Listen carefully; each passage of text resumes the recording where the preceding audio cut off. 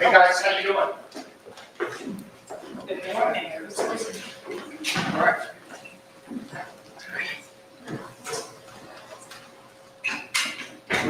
Well, look at this crowd. This is an amazing show on a very big day. I want to thank everyone for coming here. Thank you for coming here. See, it's an economic development day. We're meeting with people. We're instituting new systems to take advantage of the incredible environment we have here in West Virginia. And I want to start by thanking everyone who's here, the hard work of those in economic development and commerce, and of course, all the different companies here today. Obviously, the folks that we're chatting about now have the incredible opportunity we're going to talk about in Moorfield, but also a lot of the wonderful people in Moundsville that I had a chance to meet with and talk for a while. And there are going to be opportunities galore in West Virginia. Really an incredible way for our state to really begin its comeback. You know, when I think about where we are at the beginning, when you start at 49th and 50th in a lot of these rankings, we have a lot of room to grow. But we have a lot of good people. There's been good work that was done beforehand, right, to pave the way. Now we have to really accelerate and get stronger and stronger. And I think that the series of announcements that you're going to hear in the upcoming weeks and months ahead are clearly going to show that. You know, since I first took office in January, we've been focusing very aggressively on economic development. And it's meant to be different than what was in the past. But the goal is still the same. We want to attract as many jobs to the state as possible and retain our strength as well. You keep a lot of people that are working here in West Virginia for a long time, and then you educate more people about the incredible opportunities here in West Virginia. Now, in order for West Virginia to grow and reach her potential, we must create more jobs. And we have to drive economic development. We also have to lift up our standard of living. Right now, 50th is not acceptable. 50th in workforce is not acceptable. But we're making the decisions, the steps to make things stronger and better. And that's why the first executive order that I signed was establishing an economic backyard brawl to increase our competitiveness with all the states that we touch. And I think you're beginning to hear more about that because that's going to apply on the tax side. It's going to apply in terms of the cutting red tape free zone. It's going to apply in terms of licensing, permitting decisions, and workforce. West Virginia is competing, and we're going to keep winning and winning, and we're going to close the gap with a lot of our competitors. Why? We're actually going to be the best red tape free zone around. We're going to have the best workers in the country to be able to service your needs, and we're going to be nimble. We can move really fast. And I would argue we're going to be able to partner very well. We have the legislature. I want to applaud the work of the Speaker and the Senate President, a lot of the people, as we all work together and we put West Virginia first. That's what we're working to do. I'm eager to continue to make that happen. I know that as we travel around West Virginia, like yesterday, I was down in Mercer. I was pleased to work with a lot of the local officials, a lot of the legislators. That's terrific. We want to build on the good relationships we have. If you care about our state and you want something to contribute, we want to work with you, right? That's the standard that we have, and we're working to do that. We need to make West Virginia the best place in our region and ultimately the country to live, work, and raise a family. That means we're going to keep assaulting that bureaucracy and that red tape, and it also means that we're going to need to continue to pass legislation to fuel the Mountain State comeback. This year, I think many of you know, we passed Senate Bill 458, our bill to establish universal licensing reciprocity. That's a great bill. It doesn't get enough attention. But it puts in place a system for West Virginia to accept professional and occupational licenses issued by other states, so you can use them for individuals who establish residency here. Speed to build, speed to get to work. You're going to be hearing a lot about those concepts consistently over the next 3.5 years. This bill is going to ensure that our contractors, our electricians, our nurses, our doctors, our realtors, our skilled workforce. If you get licensed in another state, you can move to West Virginia and you can get to work right away. Now, in order to drive economic development, companies looking to move to West Virginia, they need to know that they're going to be able to get to work quickly, and they can also navigate the permitting processes the right way. So this is why we put emphasis in another area. It's House Bill 2002. This is the one-stop permitting bill. I'm a big believer, some old regulatory lawyer in me, that speed matters when it comes to attracting new businesses to our state. And previously, project developers, they had to track down and complete a wide variety of different paper and online applications from myriads of state agencies, and often they had different requirements and different timelines. We're trying to change that. We don't want a confusing process. We don't want a lengthy and discouraging process. We want a very straightforward process built for speed. We can't have barriers on the type of projects that are good for building up West Virginia's economy. The one-stop permitting bill is meant to move fast. It's eliminating a lot of the barriers and obstacles by establishing an online permitting portal for construction, infrastructure, economic development, and natural resource projects. State permits, they're going to be available and accessible in one location, rather than have to go through every individual state agency. That's, once again, a really important thing. We also, of course, passed another very important bill, and this is, I would argue, going to be one of the single best sessions people have seen on economic development. And a lot of that rests on the next bill that I'll talk about.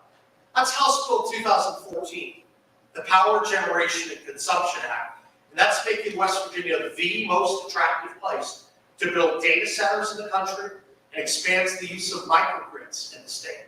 It's a really powerful bill. We've been working and talking with a lot of people in recent months, and I've had multiple trips focused exactly on bringing data centers to West Virginia. I'm excited about that. That can be a game changer for our state. That bill expands microgrid development in West Virginia. It utilizes our energy resources and makes it easier and faster for data centers to come to the state. This bill is a once-in-a-generation opportunity for West Virginia to power the future of data.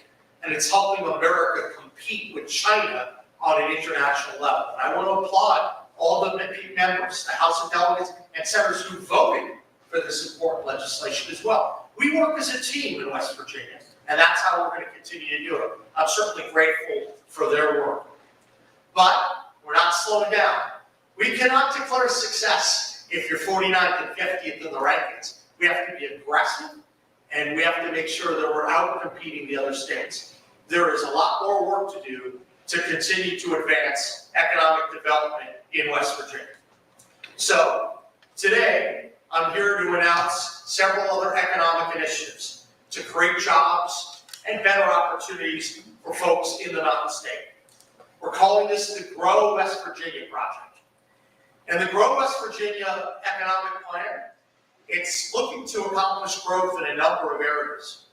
One, we want to grow your paycheck. We recognize that a lot of people in West Virginia are hurting right now. And inflation under President Biden went through the roof. And we know President Trump is doing a lot of good work, but we know more work needs to be done.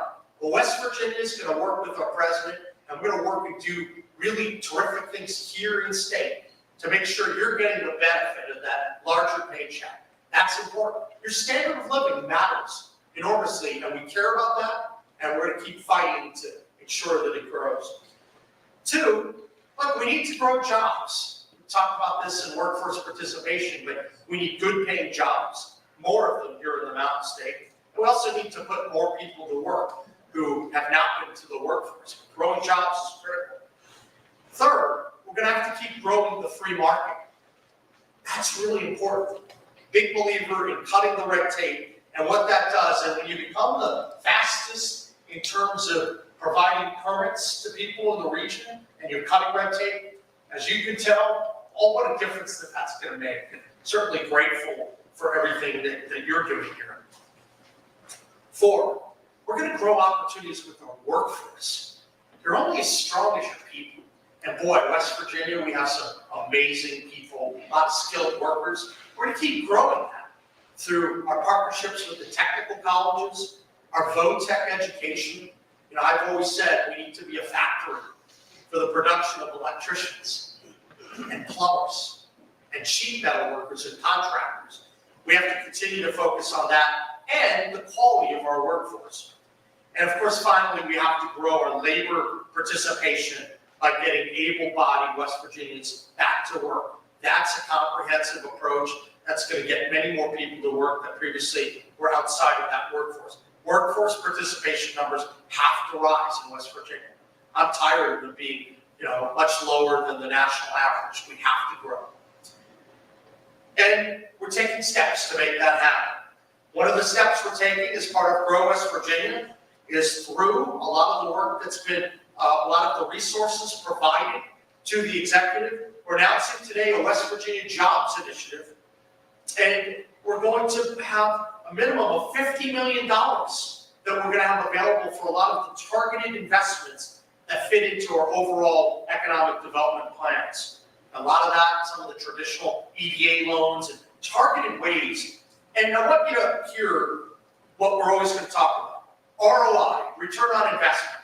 Not what we saw sometimes in the past, a lot of federal money, you throw it on the wall, you hope that it sticks. Maybe it produces jobs, maybe it doesn't. No, we're looking at ROI in terms of every single opportunity we have to have jobs in place, and we want to make sure we're providing the help we need. Our workforce, our regulatory environment, the targeted investments that make a big difference to encourage our free market to grow and for our economy to really hum. Going forward, as we have additional requests, we're looking forward to working with the legislature to make that happen. And so I'm certainly pleased with that. We also have another big announcement today, and I'm really happy about it, in one of the most terrific parts of West Virginia. Today, I'm announcing that we have some new job starts, and that Mettler Packaging is here, and they're going to be expanding their facility in Moorfield with a $400,000 investment from West Virginia Jobs Initiative. And this is going to create a minimum of 50 jobs, but I think there's even going to be a broader partnership available for the company. We were talking a little bit coming in on the way, chatting about the beauty of that area and the growth, quite frankly, in Hardee County and the eastern part of the state. I'm a big believer in all West Virginia, but I'll tell you what, I'm watching that eastern part of the state grow, and that's really terrific. So kudos to you, and I'm very happy to work with you. This expansion, it's going to include the construction of new building, the purchase of new equipment, and also part of a partnership. When businesses come into the state, they're part of the family. We want to work together, we want to work closely with you, and we want to help you succeed. That's different. West Virginia is going to move faster than all the states that we touch. And that's my promise to you. And we're instituting these new systems, and it's going to flow every part of the organization, from myself to every person picking up the phone. We are welcoming opportunities for every business in West Virginia. Exciting thing about Mettler Packaging, you guys first established your U.S. production facility in 2022. We thank you for that. And these guys have become a major economic driver in Hardee County. This expansion, it's going to not only retain 120 jobs there after the expansion, I'll have at least 170 jobs. This is great. That makes a big presence in that part of the state. And we know that every time a new job like this is provided, other businesses in the community are going to benefit from having West Virginians spend their money. I talked to them about one of the restaurants we both like going to, right? I know that, we know that part of the state pretty well. And so when you have all these new people coming in, that's going to be good for the people that are selling clothes to our consumers, who have restaurants, who have businesses. People who are open for business. So this is outstanding. I'm very excited about all of this. So congratulations to you for that. Today's announcement, well, it comes at the same time I'm fulfilling a promise that I made in my State of the State. We're bringing the Economic Development Office under the Department of Commerce. It's a new reorganization, and I think it's a superior system. Because once again, I'm a big believer in the one-stop shopping. Economic development isn't just about purely something you call economic development.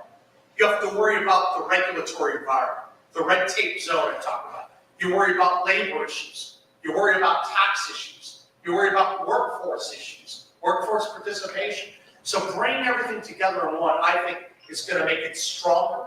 It's going to be even more compelling workforce development, and it has my undivided attention. But the reforms that we're making, that's not just about reorganization.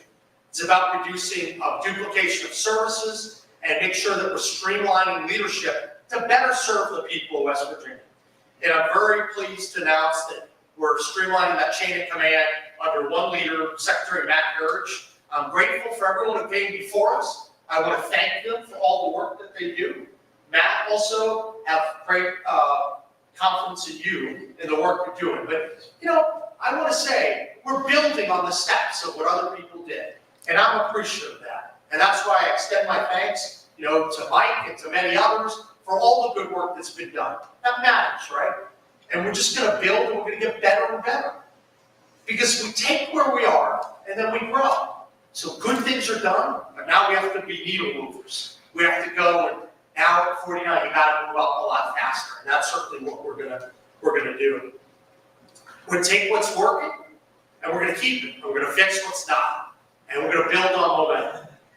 And in the days and weeks ahead, we're gonna be rolling out a lot more initiatives that are gonna build on our momentum and help grow West Virginia. You know, next week, we're gonna talk about this in a few places, more about site selection. That's important. We're making some progress there. We'll have some announcements about that. And West Virginia's preparation to welcome new businesses into the state and build on our speed. Speed to build, speed to get people to work. That's important. That's going to create more job opportunities for our residents. And boy, that gets me fired up. We're also going to be making announcements soon to build on one of our biggest strengths, which is our energy production in West Virginia. I think that's one of the keys to help West Virginia really grow. We're sitting on the Saudi Arabia of natural gas, right? The opportunity for Marcellus and Utica. No one's going to be able to match what we're going to be doing from an energy production perspective. We're going to leverage that. We're going to grow. And that's going to be a big part of our priority. And when we tie our energy policies in to economic development, we're going to have boundless opportunities for good paying jobs and overall economic growth. Now, I'm very pleased that we're going to hear from a couple of people that are playing an important role in making that happen. First, I'd like to have Julian Luton, the general manager from Metro Packaging, come up and say a few words. I'm really so grateful that we were able to put this together and that you came out here today. And I promised you that I got to come out and we have to enjoy some good food at O'Neill's, one of my favorite places in Hardin County. So happy to hear from you, and then Secretary Herage. Thank you. Yeah, I mean, first of all, thank you very much for having us here. Especially, thank you, Governor. Thank you, everyone. I mean, I'm not exaggerating. It's a great honor. It's a great honor for us to be here. It is also, I think, a great honor for us not just to be here, but also to be here in the state of West Virginia. I mean, I really got to say that we feel extremely, like from the first moment on, when we first set foot on the ground about 3 years ago, we felt very, very welcome here. West Virginians have been very, very nice to us, so we really, really appreciate that. For those of you who don't know who we are and what we do, we are Papier Metler, or here in America we're called Metler Packaging. In Europe, we're already the market leader for service packaging material made out of paper and plastic with a very strong focus on recycling material. And in Europe, we're already the market leader, and we employ about 5,000 people with about $2 billion of sales revenue, with production facilities all over Europe. And then about 3 years ago, it was time for us to make the next step to go over into the United States, where we've been on this market for about 20 years already, but we really wanted to, or we knew that if we want to be successful here in the US, we have to have a site here domestically.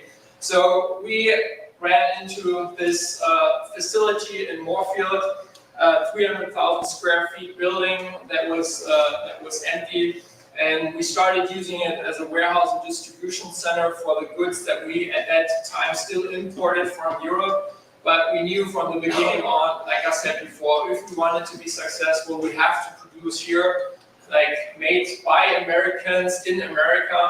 So it was very clear from the beginning on that we needed to set up production lines, manufacturing, highly automatic manufacturing machines here. So, and that is like, we started with that only a few months later.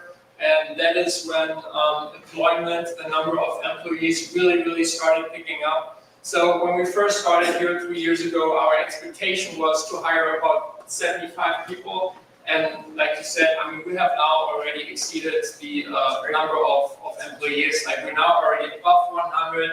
And yeah, I mean, like I said before, the only way that was really that was possible was because of the great help that we have been receiving, both on the state level, especially from the economic development department, as well as on the county level, the Harding County.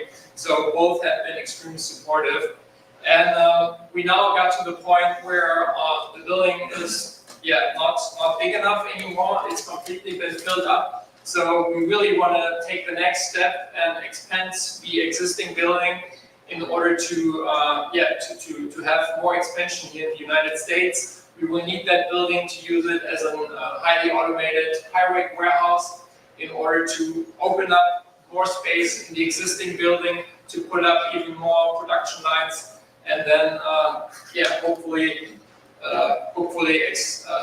increase our market share here in the US. And I think, Governor, what you just said earlier about, or also what we talked about before we came in here, I mean, it's extremely nice. I really appreciate you calling this that we are one family, that we work together. We try to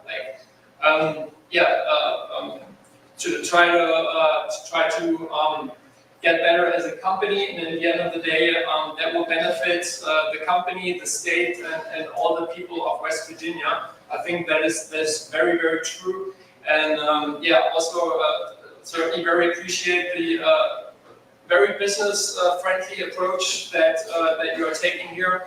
I think there's a very good future for us ahead of us here. So just one more thing, I mean, we chose West Virginia, and I can say for sure we do not regret it at all. It's a very great decision, and we're very happy to be here. That's great. Thank you. And now I just want to brag a little bit. We've had some wonderful people. It's a team approach. Our whole governor's office, economic development, commerce staff, just doing great things.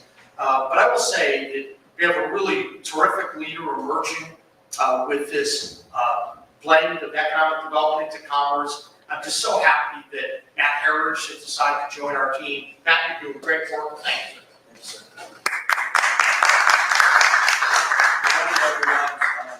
Just want to say thanks to the governor first and his leadership in economic development for the great state of West Virginia. It's truly tremendous to get to have a first row seat to see what he's doing and the changes that we're seeing and we're going to see in West Virginia. I also want to congratulate Vendor Packaging. Thank you for being here. It looks like you got things in the bag. So, that's patching. Oh, man. What I would like to say though, You're not going to be the first cabinet secretary for jokes. yeah, I'll land on that one. But what I want to do say is I want to follow up what the governor mentioned, and that is this big mantra that time is money. And those of us in the business world recognize that. And West Virginia recognizes that. That's why from a regulatory environment, from a tax incentive environment, from a workforce environment, we are primed and ready to facilitate and help businesses grow and come to West Virginia. Had the opportunity to meet with some other folks, another international company this morning, which was wonderful to hear about their confidence in the state and their growth that they're looking forward to. But West Virginia is ready and primed, The blend of commerce back with economic development, I truly believe is going to make things more efficient and make us even faster than we already are. So thank you for being here, Governor. Thank you for the opportunity. Yeah, absolutely. Appreciate it. Absolutely.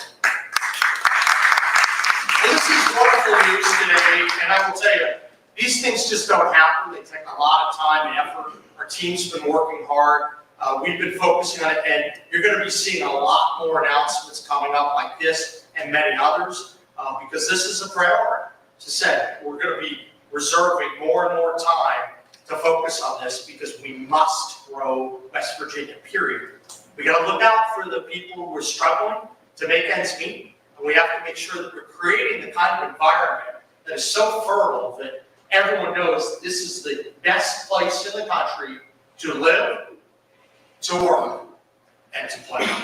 So with that, I'm going to conclude, and I'm happy to take any questions from the media. Any questions?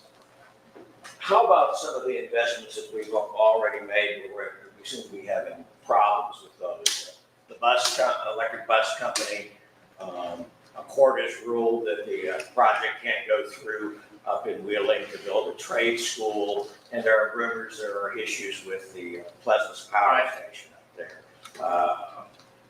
How difficult is it to make the right investment? Okay. I will tell you, one of the reasons why we're very focused on ROI, we do a lot of due diligence up front. You know, in argument, I think we're doing more due diligence up front than what you ever saw in the past. That doesn't mean you're perfect and you're batting average, right?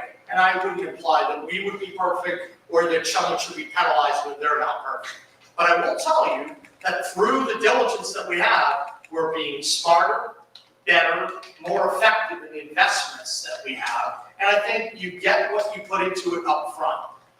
The central part of our goal to grow our state is that we're creating the single best red tape-free zone in America. And I want everyone to know that across the country. And so money can come from the federal government. You could throw it on the wall. You can hope that it sticks. Sometimes it will. Sometimes it won't. But when you create something that allows the private marketplace to really develop and grow, like what you're seeing, take that data center bill, take the bill on one-stop permitting, the licensing reciprocity, all that is designed to send a message to everyone. There's no state that's going to compete with us. And you see those. That's why, you know, this has been so important this past session from an economic development perspective. It's different than what we saw in the past. It's not just throwing money, trying to buy one company off. What we're trying to do is think strategically about the whole environment. That's what we're doing. But look, nothing's perfect, and we know that we're going to try our best to create the best environment so that businesses naturally can come up and flourish, and that we can work with them if there's some strategic investments. That's important. The regulatory zone, the use of EDA, economic development, that matters.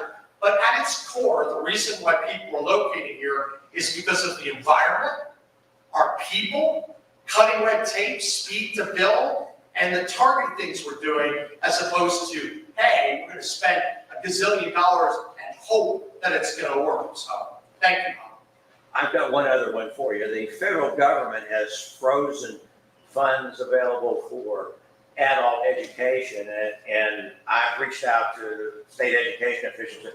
It doesn't seem exactly clear what impact that is going to have here, but are y'all concerned about that? We're looking forward to getting briefed by Department of Education and others on any of the changes that may happen. You know, I saw that passing this morning when I was reviewing some clips, so I want to get to the bottom of that. You know, at the end of the day, I want to make sure we're always putting West Virginia first, and that we're utilizing the resources that are available. So after we go through and look at that, I'm happy to comment further on it, but we're looking to get better briefed on that. Governor Morrisey, Henry Colby, got some state spotlight.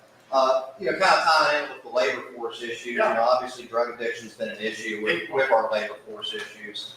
Yesterday, you set a funding source in the federal budget reconciliation bill to help further reduce the number of overdoses. But how will efforts to improve health quality care outcomes that providers help people when they are unable to afford to go to those providers, or there are fewer providers because of Medicaid cuts? Yeah, so what I talked about yesterday, we were down in Princeton yesterday in Mercer County, and we talked about the fact that the drug overdose rate has gone down dramatically in West Virginia. And you can point to a lot of different factors for that. I know that's an issue I've been working really, really hard on over the 12 years I was Attorney General. And there were a lot of people. Once again, it's a team approach. You saw the legislature, you saw me in the AG's office working together, former governor and other people, all working to make that happen. I really think everyone had good intentions. But you also saw some creative things of what we did in the AG's office, the creation of the West Virginia First Foundation, the top-rated per capita settlements in the country. Think about that again. We said no to all the approaches, and we did the right thing, and now we're seeing the benefit of that. But yesterday, I talked about the opportunity that in the bill that just passed, there's a minimum of $500 million that's going to be available for West Virginia for rural health care.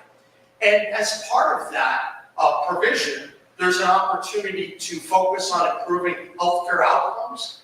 Maybe it's COPD, maybe it's diabetes, maybe it's congestive heart failure, all these areas that are occurring in rural areas. Well, what is common to virtually every county in West Virginia? It's a rural area. So there's a pot of resources that's available for the state and for the governor to submit to HHS, and that's $500 million minimum over a 5-year period. It is my hope to work collaboratively with different people to come up with an idea, because that's a lot of new resources, a lot of opportunities, once again, to move the needle. Because I don't want to be number 50, right? West Virginia should be number 50 in diabetes, in a lot of these tough disease states. So the hope is to take that money and, quite frankly, Henry, to leverage it, because there are other resources that are available through that provision. That's $500 million guaranteed for each state, but then CMS has the potential to provide more resources if you have the right kind of project that's going to be helpful. And we're certainly looking forward to working to putting a competitive project together, and I think that's going to be a big, big plus for West Virginia. So a lot of people writing about the changes, and obviously we're going to have to get ready for that. I have to protect West Virginia. That's my job as governor. But this is a unbelievably good opportunity for West Virginia to help address healthcare outcomes in rural areas. Substance abuse will be one of those areas, I would imagine, because you have to, I think there's a requirement of addressing at least 3 of the criteria, and outcomes, including substance abuse, would be one of them. So thank you. It's a great, great question. Next question from the media. Yeah, Lori Kersey with West Virginia Watch. Switching gears a little bit, do you have an update of when we might have a special session to address the EIA? No, we've been talking with members of the legislature about that, and having engagement back and forth with members of the legislature, and obviously meeting with various stakeholders as well. So I'm happy to update people when that will happen. I think I've said consistently that we call a special session when you can try to develop consensus up front, because I'm a believer in that type of collaboration. So, PIA, we're working hard. It's been kicked down the road for a long, long time. And so, I think there are probably some who want to keep kicking it down the road. And then there's some that, like me, put me in the category, want to help fix right away. So look, we're going to work with people, and there have been really good discussions. And so I'm not going to get in the middle of what those discussions are at this point, because that's the executive and the legislature coming together and beginning to have discussions about what might be within a bill. But we're having discussions, and as we learn more, I'm happy to report that to you. The beautiful thing about these events is that you get to come, you get to ask questions. I may not know the exact answer to every question in real time, but I'll keep coming back to you and face the music whenever I can. So thank you. Any other questions from the media? Good. Well, I'm going to give you a second question. Just real quick, sir. Is there any plans for any kind of state funding to try to continue this reducing these overdoses like we've seen?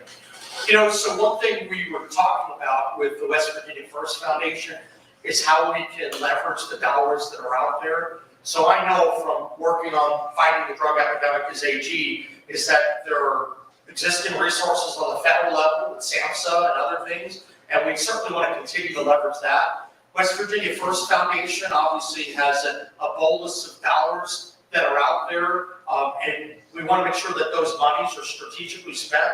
So I've always envisioned that what we would do is think about what we do as a state, and we always spend money as a state, we keep doing that in terms of addressing the substance abuse epidemic. But the state coming together with what the feds are doing, with what the West Virginia First Foundation is doing, because they really are a big player in this mix, with the counties, with the private sector. I think you're going to see some opportunities for new initiatives. I've always talked about what's gone on in the foster care system, and I know that in part some of these families are ripped apart by drugs. And so that's the kind of thing where you think about, can you bring everyone together? So we've had some preliminary conversations about that and other issues, but I do think there's an opportunity for leveraging dollars.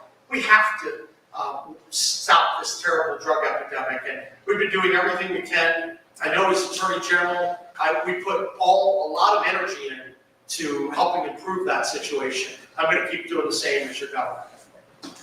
So with that, we're going to conclude for the day, but this is just the beginning. We have a lot more coming. I want to thank everyone on our team who works tirelessly, even folks out of this room. I appreciate everyone coming here. We have a lot of work to do to grow, but we're moving in the right direction. Thank you, and God bless.